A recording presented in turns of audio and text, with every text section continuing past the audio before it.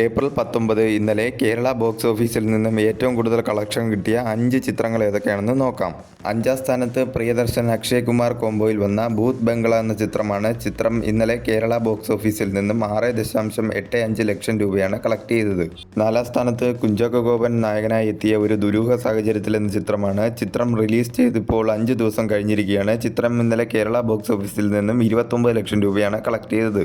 3-ാം സ്ഥാനത്ത് ടൊവിനോ തോമസ് നായകനായി എത്തിയ പള്ളിച്ചട്ടമ്പി എന്ന ചിത്രമാണ്. ചിത്രം റിലീസ് ചെയ്തിപ്പോൾ 5 ദിവസം കഴിഞ്ഞിരിക്കുകയാണ്. ചിത്രം ഇന്നലെ കേരള ബോക്സ് ഓഫീസിൽ നിന്നും 1.70 കോടിയാണ് നേടിയത്.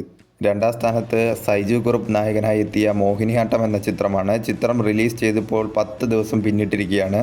ചിത്രം ഇന്നലെ കേരള ബോക്സ് ഓഫീസിൽ നിന്നും 1.80 കോടിയാണ് നേടിയത്. 1-ാം സ്ഥാനത്ത് വാഴ 2 എന്ന ചിത്രമാണ്. ചിത്രം റിലീസ് ചെയ്തിട്ടിപ്പോൾ 18 ദിവസം പിന്നിട്ടിരിക്കുകയാണ്. ഇന്നലെ കേരള ബോക്സ് ഓഫീസിൽ നിന്നും വാഴ 2 എന്ന ചിത്രം 4.30 കോടിയാണ് നേടിയത്.